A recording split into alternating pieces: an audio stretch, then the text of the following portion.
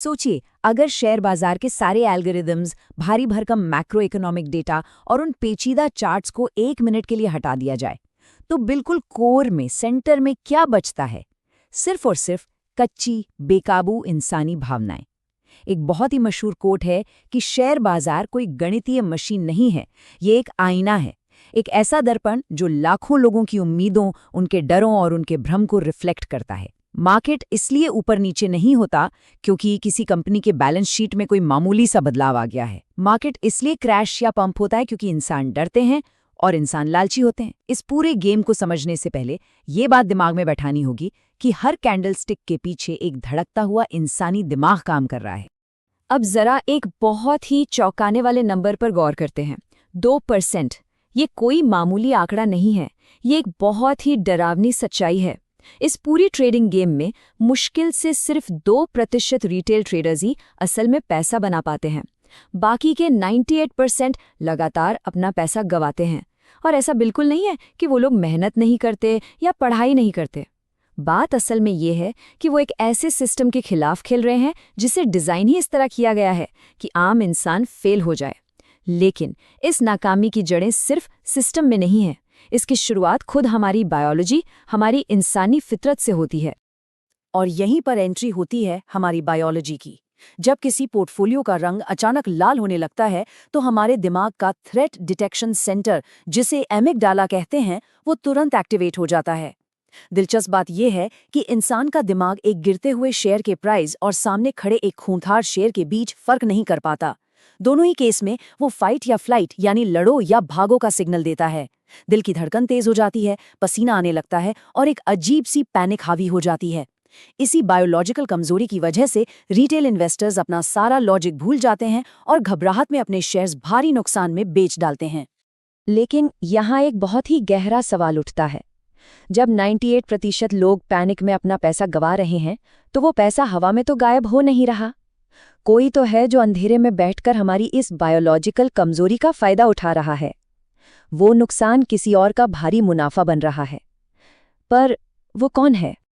आज के इस पूरे एक्सप्लेनर में इसी सबसे बड़े रहस्य से पर्दा उठने वाला है। स्मार्ट मनी का वो छिपा हुआ सिस्टम और वो साइकोलॉजिकल ट्रैप्स जिन्हें खास तौर पर आम लोगों की वेल्थ को निचोड़ने के लिए बनाया गया है। ये शेयर बाजार के मैनिपुलेशन का एक ऐसा चक्रव्यूह है जिसे समझे बिना इस मार्केट में सर्वाइव करना लगभग नामुमकिन है। तो चलिए इस मैट्रिक्स के अंदर चलते हैं।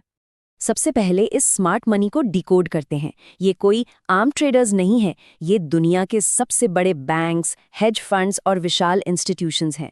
और सबसे खतरनाक बात यह है कि ये सब अलग अलग होते हुए भी एक सिंगल हाईली कैलकुलेटेड यूनिट की तरह काम करते हैं, जिसे मार्केट की भाषा में कंपोजिट मैन कहा जाता है। इनके पास इतना अथाह पैसा है कि ये जब चाहे बाजार को अपनी मर्जी से नचा सकते हैं। लेकिन ये कभी खुलेआम सामने से वॉर नहीं करते। इनका असली खेल पर्दे के पीछे चलता है। और पर्दे के पीछे की वो जगह है डार्क पूल्स। नाम से ही कितना रहस्यमयी लगता है ना? इनका काम भी बिल्कुल वैसा ही है। डार्क पूल्स दरअसल प्राइवेट ऑफ एक्सचेंज मार्केट्स होते हैं, पब्लिक एक्सचेंजेस से बिल्कुल अलग। यहाँ ये बड़े प्लेयर्स लाखों शेयर्स की खरीद फरोख्त करते हैं और आम जनता को इसकी भनक तक नहीं लगती। जब तक ये ट्रेड पूरी तरह एग्जीक्यूट नहीं हो जाता, किसी को कानो कान खबर नहीं होती कि कितने करोड़ शेयर्स खरीदे या बेचे गए। अब सवाल ये है कि वो डार्क पूल्स का इस्तेमाल क्यों करते हैं। इसके फायदे बिल्कुल साफ हैं। अगर कोई बहुत बड़ा इन्वेस्टर ओपन मार्केट में लाखों शेयर एक साथ खरीदेगा तो प्राइस रॉकेट की तरह ऊपर भाग जाएगा। डार्क पूल उन्हें अपने असली इरादे छिपाने की ताकत देता है।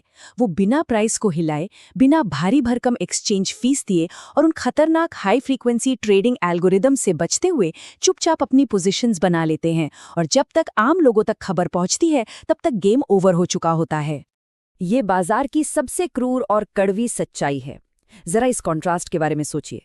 एक तरफ वो रिटेल ट्रेडर है जो डर के मारे अपने एमिगडाला के कंट्रोल में आकर अपना पोर्टफोलियो घाटे में खाली कर रहा है, और दूसरी तरफ वही स्मार्ट मनी या कंपोजिट मैन शांति से बैठा है और उन सारे सस्ते शेयर्स को चुपचाप अपने बैग में भर रहा है। वो हमेशा भीड़ से उल्टी दिशा में चलते हैं। सच तो ये है कि आम लोगों का पैनिक ही इन बड़े इंस्टीट्यूशंस का असली ईंधन है। लेकिन कहानी यहाँ खत्म नहीं होती। स्मार्ट मनी सिर्फ बैठकर इंतजार नहीं करती, वो जानबूझकर शिकार पर निकलती है।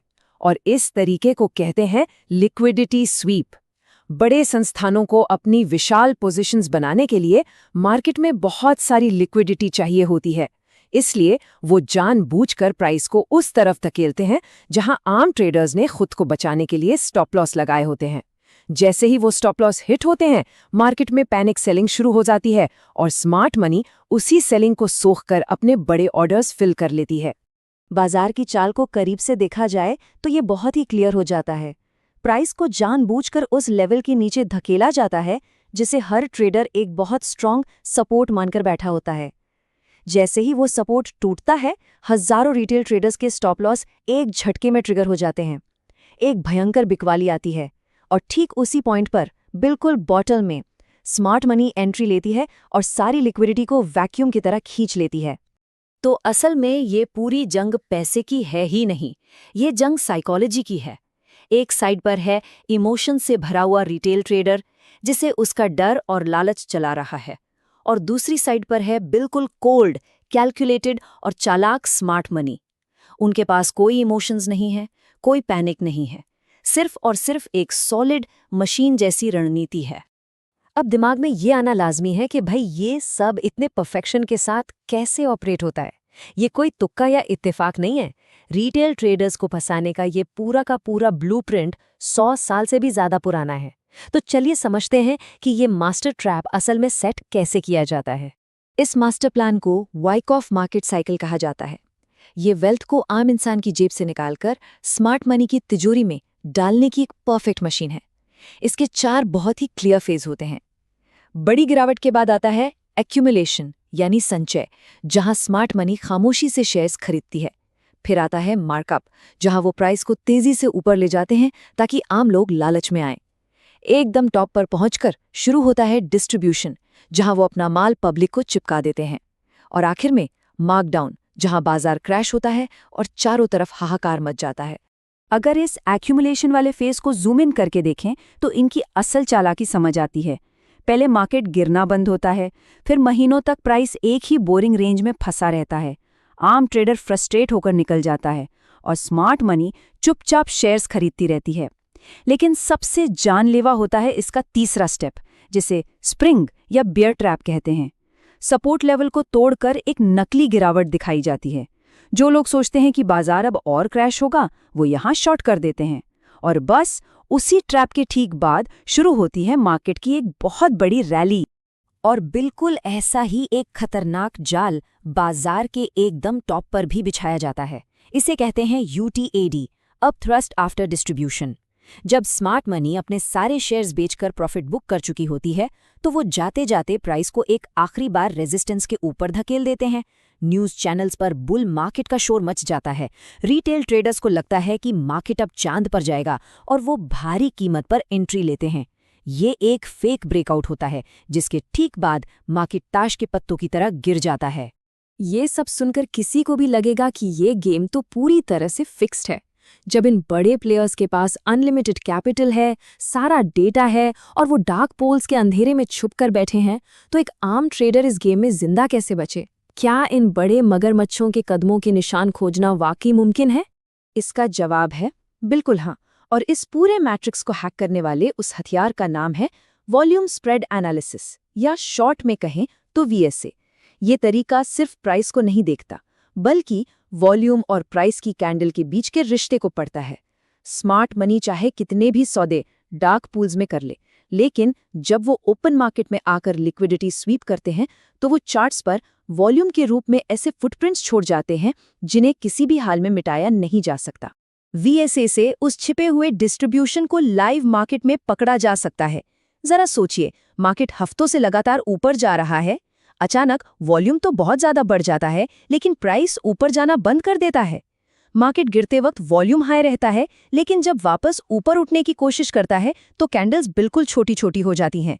ये कोई नॉर्मल बात नहीं है, ये चीख चीख कर बता रहा है कि विशाल इंस्टीट्यूशंस अब अपना माल खाली कर रहे हैं और एक बहुत बड़ा क्रैश बस आने ही वाला है।